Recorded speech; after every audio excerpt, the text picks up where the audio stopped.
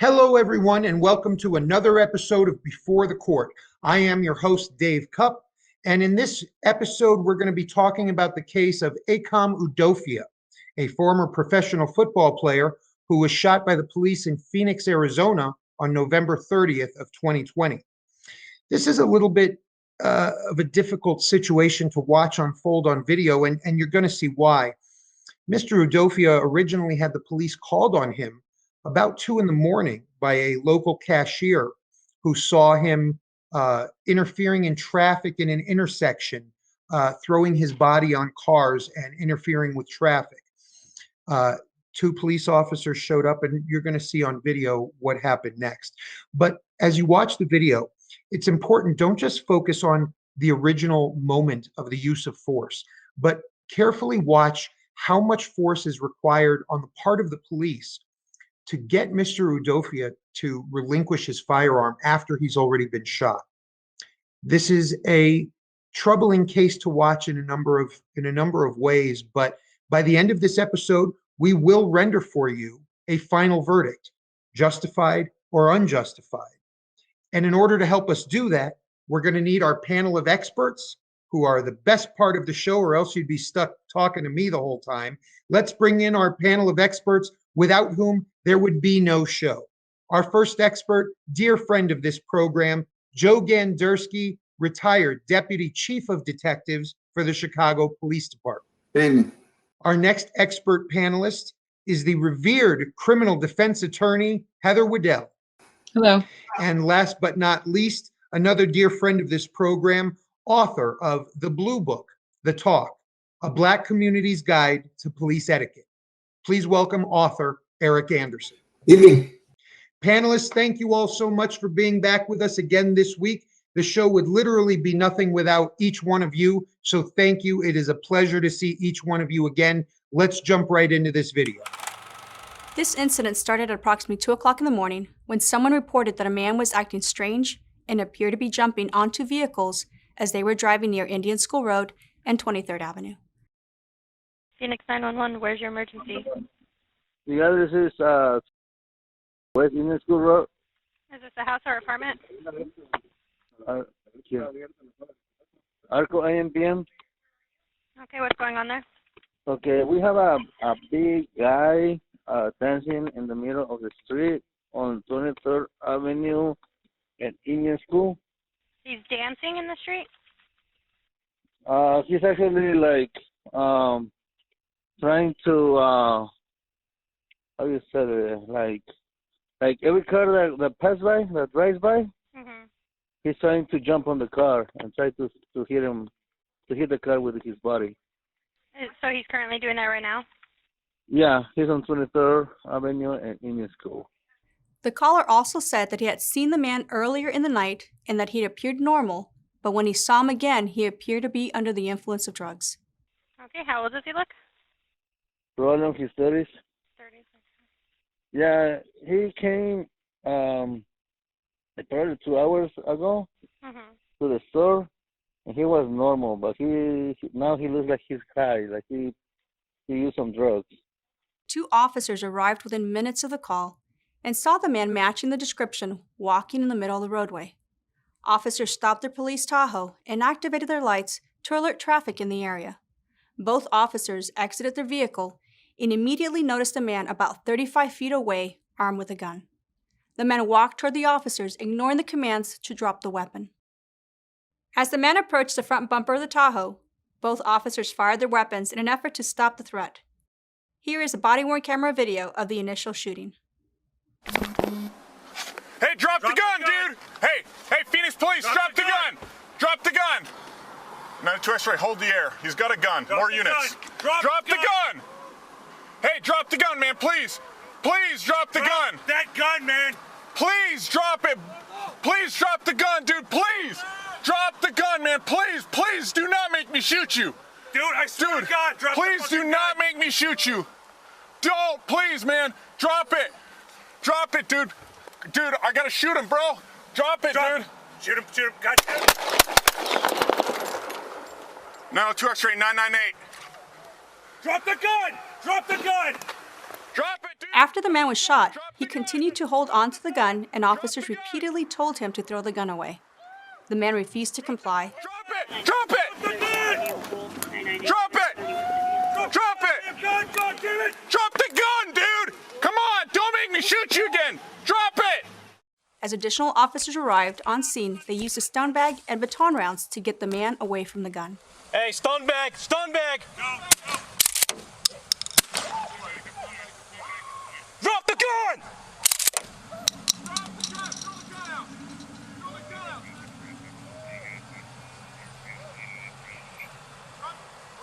Stun bag! Stun bag! Still got it! Still got it! Drop the gun! Drop it! Drop the gun! Approximately 6 minutes after the initial shots were fired, and after less lethal munitions were ineffective, the man pointed the gun at officers once again. 2 additional officers fired at the suspect. Here are the body-worn camera videos for the second shooting. You still got that gun in his hand? Yeah, you got it. You still got it. Drop the gun! Intersection shut down. Line vehicles around 23rd Street. You still got that gun in his hand? You got it. You still got it. Drop the gun!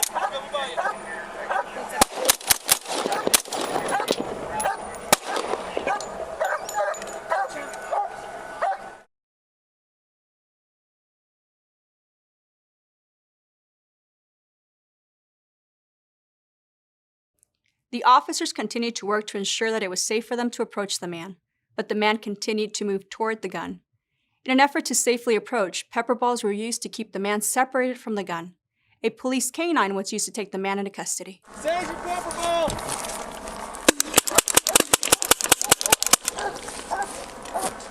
Move away from the gun!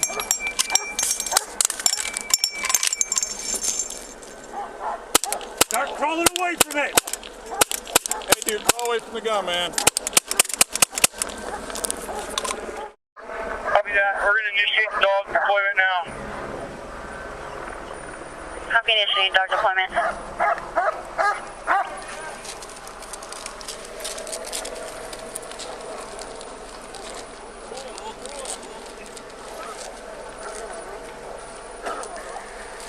King. The dog is latched on. He's displaced the male to the right a little bit. We don't see any other weapons. I'm going to have a move team from the north move up. Go ahead and move. Good.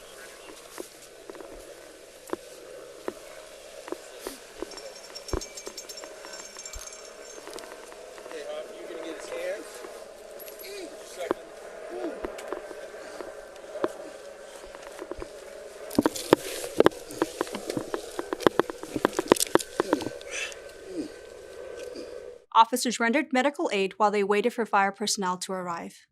The man, later identified as 33-year-old Ekom Udofia, was transported to the hospital where he died. The gun used by Udofia was found to be a BB gun. There were 4 officers involved in the shooting. 3 of the 4 officers are assigned to the Cactus Park precinct. 1 officer has 2 years of service, 1 with 3 years of service, and 1 with 13 years of service with the department. The 4th officer is assigned to the K-9 unit of the Tactical Support Bureau.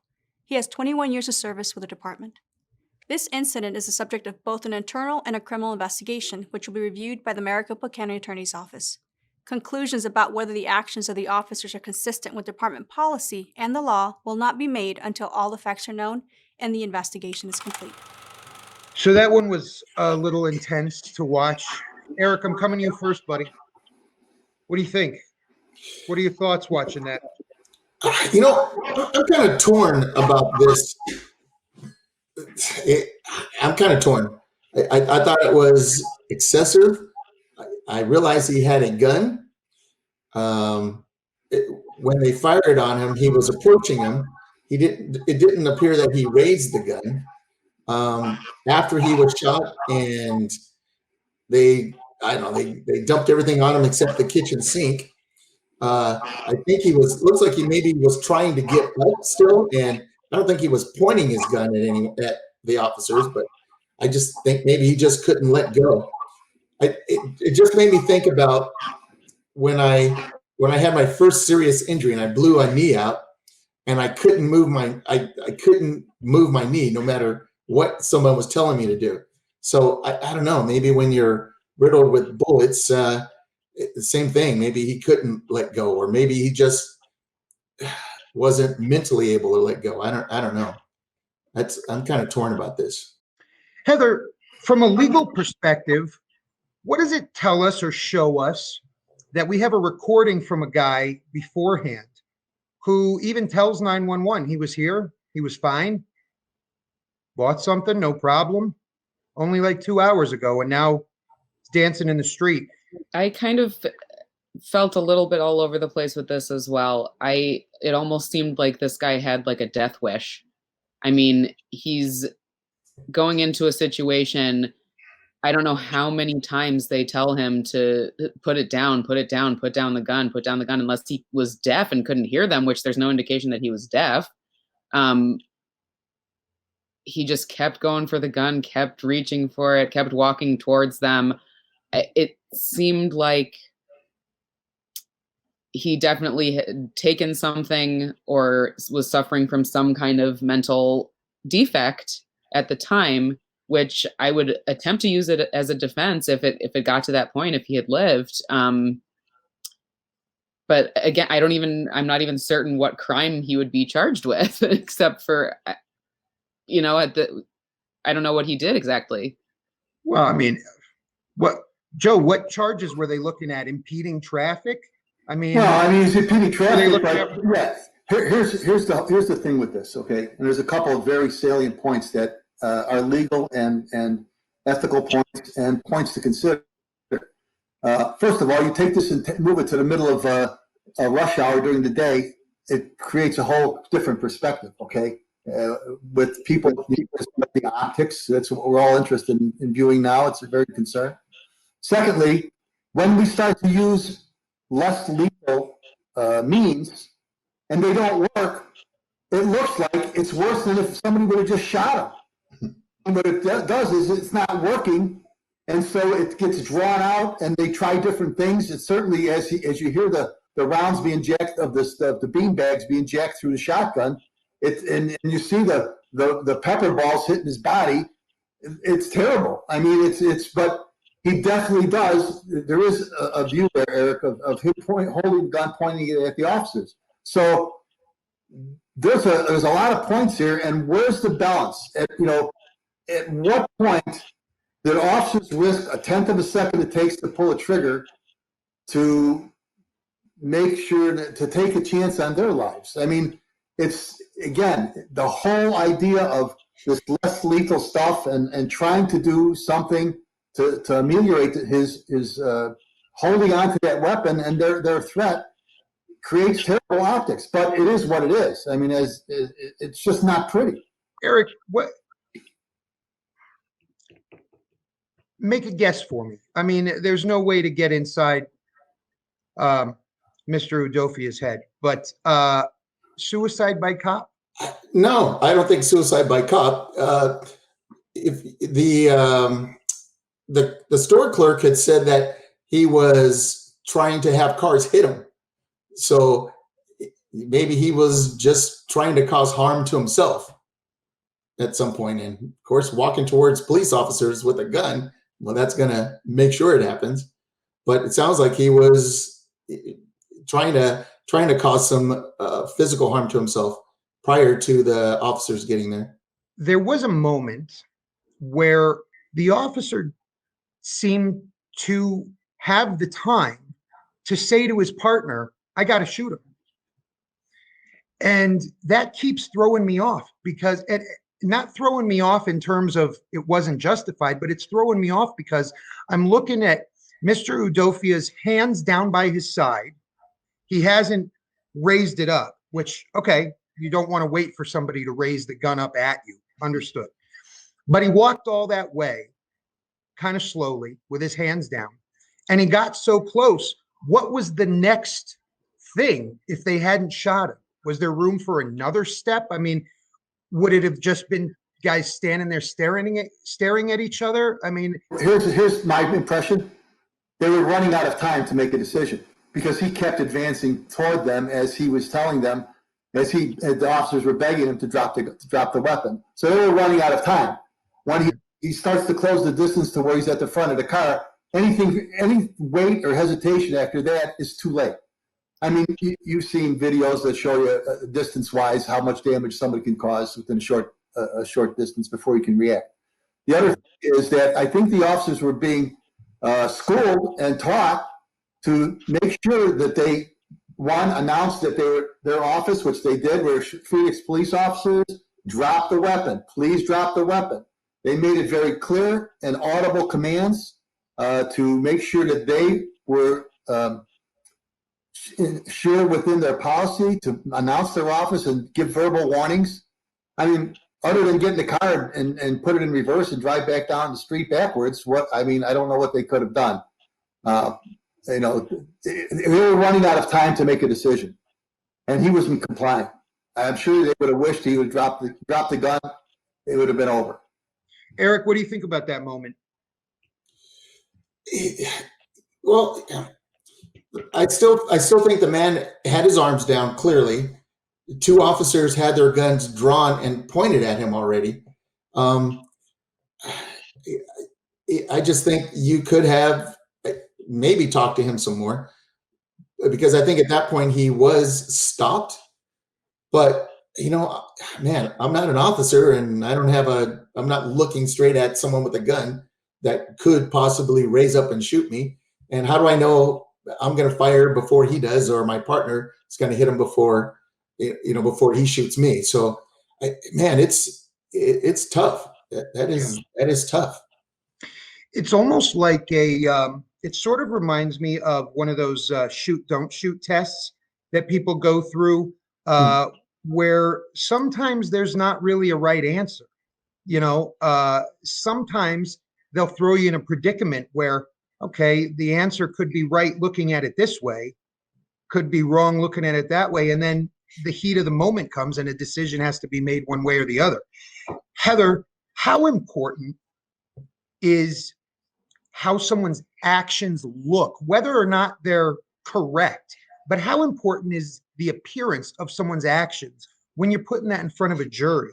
It's incredibly important. It's kind of like what Joe was saying, watching this stuff, hearing the pellet balls, seeing the pepper, I guess, the smoke of it just kind of like in his face, pop, pop, pop, pop, pop. You can see blood on the ground at some point when they kind of finally get over there. It looks like a lot. And there was a discrepancy in my mind as well, though, that I'm thinking, imagining one of these like giant elephants or something that's gone crazy at the zoo, and they're just shooting all these tranquilizer darts, and it won't go down. And at some point, there has to be a line between maybe like a takedown effort versus a shoot to kill, shoot to just disarm.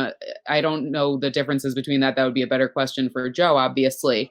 But I don't know if they would have been able to maybe just tase him and incapacitate him and then run over there and get the gun. But as far as how it looks with him walking towards armed with what they believed to be a gun, even though it turned out later to be a BB gun, is the fact that it later turned out to be a BB gun is almost irrelevant, honestly. In Illinois law, if the victim says, I thought it was a gun, they don't have to have seen it fired, heard it fired, felt the weight of the metal in their hands. If they believed that they were under threat of a real firearm, it doesn't matter if the police ever find a gun with the suspect, anything like that. If the person's like, I believed it was a gun, that you can be charged with a firearm enhancement. If they do find and it turns out to be just a BB gun, they don't put the firearm enhancement on. But if somebody, if you believe it to be that type of a threat, you're allowed to defend yourself. You're allowed to, defend your life. So that's essentially what these officers were doing at that point. And I, depending what side I was on of this, if I was defending, the officers, if they were charged criminally, if I was defending this man, if, he had lived, I would have to kind of twist it in whichever way I needed to. But the optics of it absolutely are important, that the officers believed to be what they believed was a gun in this guy's hand and he would not stop. That's highly important. You know, Joe, to me, this case gets to a big question that's going on politically in the whole culture, where people are discussing the possibility of altering the laws that allow you're going to know what I'm talking about. The laws that allow police to reasonably believe they're facing a threat versus actually knowing they're facing a threat. They can't know at 2 o'clock in the morning. I mean, and it speaks to the whole sweeping idea. Well, both of you, Heather and Aric, are familiar in Illinois with the body of law that's been passed and waiting for the governor's signature. And there's a big controversy about it. And it goes to the heart of all of this. And people, basically, it's the idea of what people think the way it should be under perfect conditions, and the way it really is on the street, and the way things really happen in life on the street. And there's a huge gap there. You know, the idea that original idea of defund the police in its best intent was to not have police officers involved in situations where they had no expertise. So here's a call comes out of a man possibly mentally ill, having some kind of episode out in the street. So send some social workers. Okay? So perfect example. You send 2 social workers and this guy shows up with a gun. And they're both dead if it was a real gun. So there was no mention of 911 whether he had a weapon or not. Yeah. So how is it supposed to work? It's, you know, the idea is a good idea. Even some police buy into it. But reality is that there's violence out there. There's unexplained violence. There's people who become violent through whatever natural or mental illness they may have, or circumstances or whatever that you can't explain, you can't dissect in a moment, right? In the moment that it takes to draw attention to society and have somebody say, this guy's going to get hit by a car, he's going to hurt somebody on the street. Where's he going with this erratic behavior? And so, hello, call the police, okay? If we're looking at once he's down on the ground, okay, we're looking at this really ugly part, because we all understand what happened as he walked up to the car. I think we sort of understand why he was shot originally. We get to the second part. What do you think? Did they focus correctly on their own safety here, or did they cower away from a guy who they could have gotten to? Well, man, like I said, there is so much going on here. He's on the ground. You can hear him screaming, or maybe not screaming, but you can hear him in pain. So I don't know if he was on drugs or what kind of drugs he was on, but I mean, clearly he was taking some, he took some bullets and just about everything. Took everything. And was still alive. It was just amazing. But I'm going to get off topic. It really made me pull some statistics on how often police are shot and killed versus citizens shot and killed. And the numbers from 2018 and 2019 were 50 versus 1,000. And then looking at the insurrection that happened recently and reading about a Capitol policeman who said, well, you know, I could have shot somebody, but, you know, I only had 16 rounds. And, you know, at that point, if that crowd decided to shoot back, you know, I would be at a disadvantage. So I look at that and I think, well, you know, what if there was a crowd behind this man? What would they have done? And they were armed. Would they have fired then? Or would they have tried to talk him down?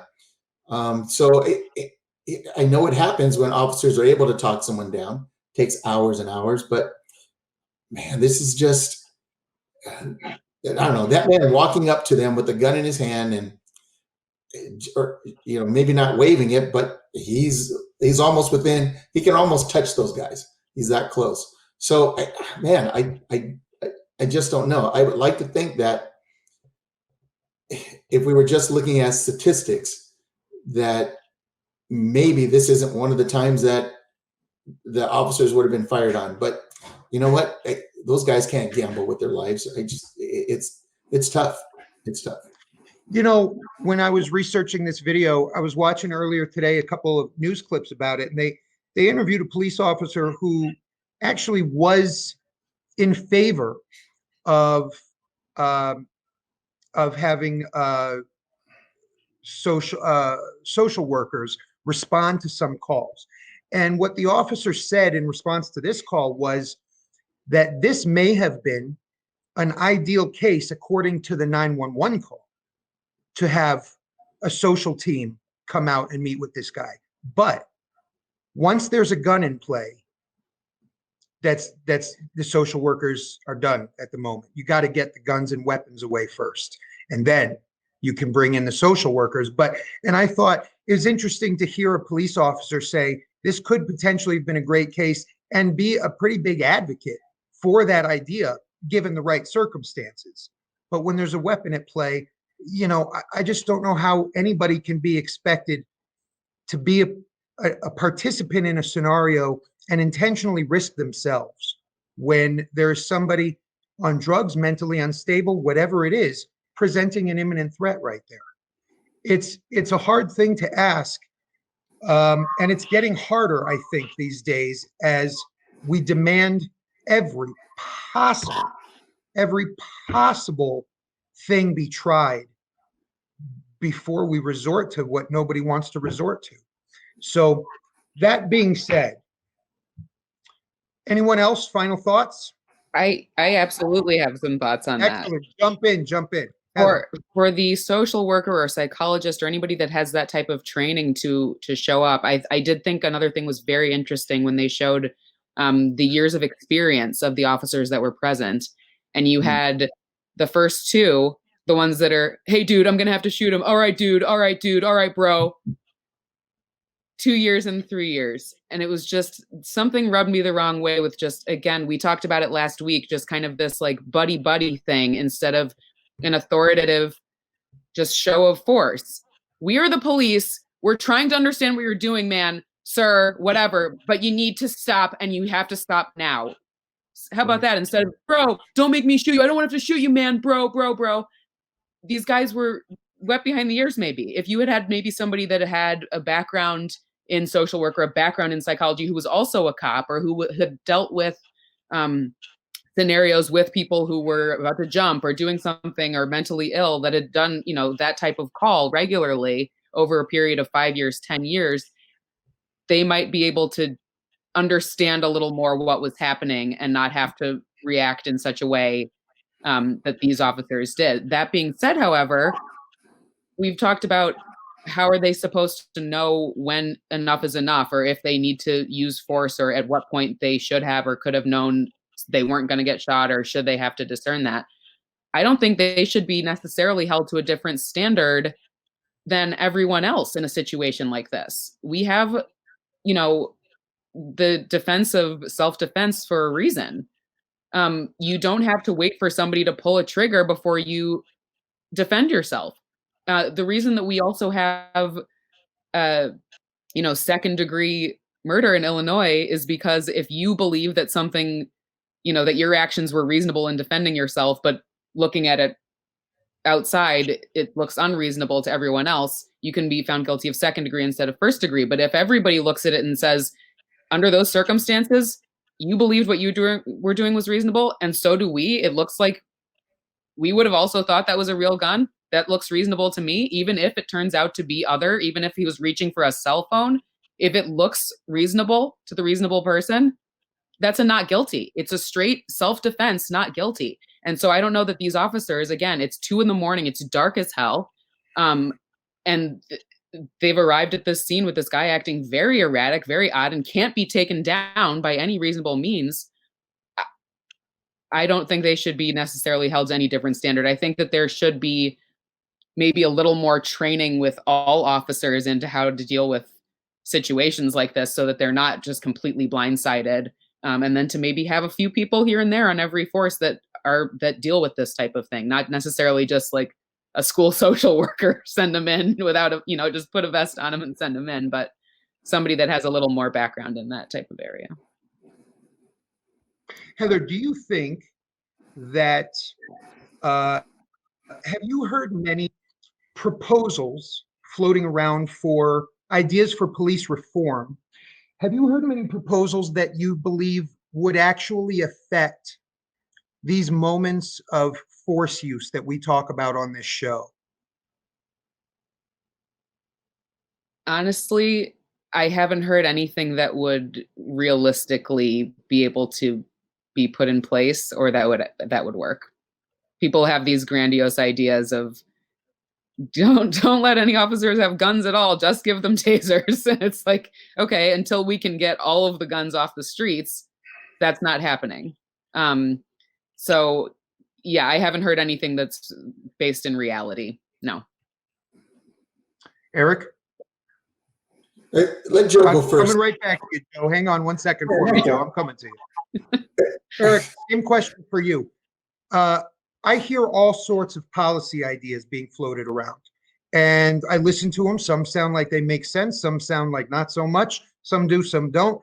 But I haven't heard a lot of policies that are really aimed at stopping the fact that if police think you're about to hurt them, they're going to shoot you. Yeah, you know what? I personally think that citizens with concealed licenses are held to a higher standard than police officers. I could just think of one scenario that I went through where it was almost like this, and it was a don't fire situation, and this was almost exactly like that. I think I don't know. I think policy. I think if officers were held to a higher standard, they would probably start making different decisions. As far as shoot first. Yeah. Joe? Okay, I'm glad you got to me because I'm old and I'd forget what I was going to say. I saw your head was about to explode. I got it written on my phone. No, I'm kidding. Okay, there's some interesting insights that I think people don't realize. And I was discussing this with a retired officer who I respected, and a lot of other officers know this. And that's why officers, what I'm going to say is that's why officers get so offended and so rubbed the wrong way when they talk about police reform and this idea that citizens are being mowed down by trigger-happy police officers, and people won't believe this, and I don't really care because I know what the truth is my reality. All right, especially as police officers get older, like Heather brought up the young age of these officers because it changes as you get older. I've worked in some of the worst districts in this city. Okay, and I was not the same policeman with 10 years on the job, 15 years on the job as I was when I had 2 years on the job. But I can tell you this, that a seasoned police officer in working in a terrible district, okay, has an opportunity, and we discussed the frequency, and it's gotten worse now because there's more weapons out there, but at least once a week, once every 2 weeks, has the opportunity to totally and completely justified shoot somebody without a problem, and they don't. They risk their own lives because somehow in the totality of circumstances in that moment on a domestic or they see that someone grabs a knife off the kitchen counter and starts to move towards them, and they'd be totally and completely justified in just shooting him dead, and they don't for some reason. Because either they, in their heart, feel that they can still control the situation, they have time, they don't want to take a life, and they will risk their lives to not do it. And, they make it and they live, okay? And they go on. And maybe they go home and they don't handle it well at home. I don't know. But it happens. And you know what? It's not going to happen much longer. You got the officers with 2-3 years on the job. You know why? Because Older officers are leaving. They've had enough. What's happened? You can't recruit good people for this job. They don't want any part of it. You could end up, what other job do you have that you could not only end up getting fired, but go to prison for and lose everything you had? It's not worth it. People can be upset, and probably rightfully so, at how often police shoot people, but they should see how often police don't shoot people. And nobody's going to believe that, but it's true. I was going to say, I actually agree. I have won many cases as a criminal defense attorney based on the things that Joe just kind of touched upon, that if somebody has the ability to retreat or stop or not grab a knife or do, like in these circumstances, you have to look at the circumstances that these officers are going into. And people don't take that into account. Like Joe said, that they're not just going into a slumber party.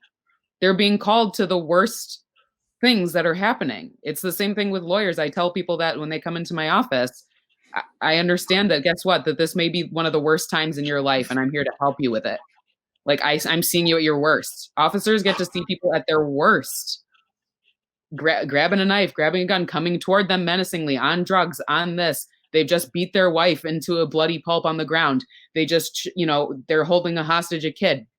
The things that these guys see on a daily basis are appalling. And a lot of them do use incredible restraint because they do think that they can still, like Joe said, control the situation, save somebody, save themselves, do good. And then a lot of them, I don't know if it's because people are getting jaded, if because it's just too much, if because you just see too much and think everyone's bad, everyone's here to hurt me. Some of it turns the wrong way. And the people the young guys who aren't seasoned enough to kind of know the difference, I think, unfortunately, like Joe said, we're not getting a lot of the older guys who are like, this is just, Pookie. This guy's not going to actually do anything. They think everybody's out here to hurt me. And I think that's going to be very problematic. Well, especially as the hostility between the culture and the police builds, and we bring in whatever new recruits can be found. Yeah, they're starting day one in that environment. And where do they go from there? Aric, jump in here. They're absolutely right. But in Joe's defense, I think statistics show that with 330 some odd million Americans, that it's a small percentage of Americans that are, or citizens that are shot and killed every year. So thereby there must be officers out there restraining themselves and controlling situations or able to turn situations in a different direction. And I still want to point back to the insurrection with the article I read about an officer who decided not to fire when people are throwing flags at him or bricks, that there was another thought process that he went through as opposed to, hey, maybe I better fire first. So, I know officers go through training and they see a lot of things on the street, but I still look at, if there were circumstances where they fired a gun and their life could be on the line afterwards, or they could go to jail, I think they would think first about shooting someone first. I think it's 99% of every shooting, the officer gets off, or he's justified for shooting whoever he shot. So I don't know. Like I said, this one's a tough one. This is a very tough. Let me ask you something, Aric. When you brought up earlier, it was something around 15 versus 1,000 in terms of police shot versus civilian shot. What do you see as the factor in that? Is it the training? Is it the preparation? Is it the backup? Is it that they have a mindset they carry with them on duty all day? Because what your numbers are telling me is that they usually win those gunfights. Well, the number was 50 officers versus it was over 1,000 citizens that are killed yearly during those interactions. But what I was really trying to look for was, how often are officers put in that situation that they have to think that they need to fire on someone first. And to me, it just looks like the statistics show that they may not need to fire first. I mean, there's just so many different circumstances out there, incidents out there, where you see a gunman that's walked into a church and shot people, walked out, and they apprehended the guy without having to fire upon him. So there's ways to do it, but are the laws there to make them do it? I guess you could say. Is it possible that maybe the police are trying to become too friendly, too much your friend, too much buddy in an effort to try to quell social unrest? Anybody jump in, share your thoughts. Yeah. Well, I think we've seen it. I'm sorry, go ahead, Heather. Okay. It's not like I could walk into a courtroom and the judge is like, why isn't your client here? And I'm like, I don't know, bro. He didn't feel like showing up. I could, there has to be a certain sense of decorum in whatever nobody would take me seriously. If I go but if you ever try that, videotape it. And I give an articulate explanation as to why they're not there. They can say, okay, as an officer of the court, I believe you. I have credibility in my position. But I think that there needs to be a level of just propriety or something that people can start taking them seriously again, or unless it's, they're not your friends. They're, like you said, they're a representative of the state or the county or wherever you are. And it's what I tell my clients when I tell them not to talk. These guys are not your friends. They're trying to do their job, which usually is to put you in jail. Right, which is usually not to your advantage. Right. So they're not just trying to talk to you to have a nice little conversation about how you're doing that day. Joe, where's the line? Where's the line between how police behave to keep society happy and how police behave to keep the rest of society happy? Well, it's got to be a balance, and the balancing point hasn't been determined yet because things are changing so quickly in society as a whole. I think generally speaking, younger people have less. I don't say that they have less respect, but they have been taught less about the idea of authority and who the police represent, versus their rights. Okay, there's a lot of complaints about police officers about what kids are being taught in school and who they're being taught by, about their roles. The police, you gain respect not because of your uniform, not because of your badge. You gain respect by being respectful. I use that all the time. The point is that society is changing so much, communication is changing so much. The way that we get our news, the way that we get our information is so much more pointed. It's so much more filed away in some era. It's either conservative or liberal. Everything's got a label, and so there's no consolidation. There's no general consensus as to how the police should act. Can I add something? Please, I was just about to say, Aric. So, we've talked a lot about respect and training, and it's not just incumbent upon the police to get that respect and training, although they need it. I mean, the public needs to have that respect and training as well in order for this to work in jail. Joe will have to answer this, but I talked to a couple of officers out here in Texas, and I was asking them about their training, and they have it's incumbent upon them to pay for their own training. And so I don't know if that is across the board, but I thought that was a little strange. Is that how it is in Chicago? No. But training is expensive and it takes time. It takes 1 year when I left, it took 1 year to recycle the entire department through one training session. You go to training for, say you need use of force training or whatever, it takes 1 year to cycle through the whole force because there's 10,000. God knows how many there are now. By the time we're finished, there might be 500 of them when we're through with all this. But let me tell you, the minute that Chicago police officers got to pay for their own training, we're on doomed. You don't want them to get a uniform allowance, and you can't get them to spend that on the uniforms. They all know what I'm saying. All right, you guys. Ekom Udofia. I don't know if drugs locked his hand up. I don't know if drugs clouded his mind. I don't know. I think I agree with Aric. That didn't look like a suicide by cop situation, really. But it sure looked like somebody who wasn't thinking correctly or behaving how they probably meant to. And so with everything said, Heather, kick us off. What do we got? Justified or unjustified? We have an unfortunate situation that probably could have been dealt with differently, but hindsight is 2020. I think ultimately it was justified. It may have been a little too much all said and done, but justified.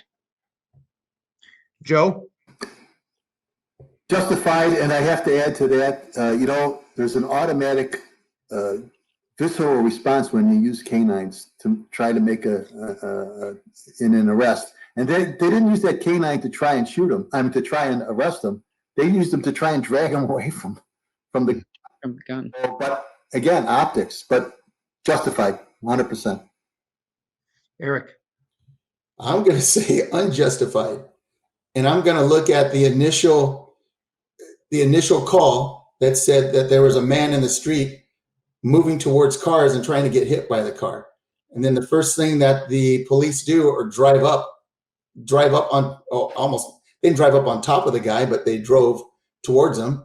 So of course he's going to walk towards the car like he was doing with everybody else. I think maybe they could have avoided that situation by staying at a safer distance to assess the situation and see exactly what was going on before driving up to him and him walking up to them.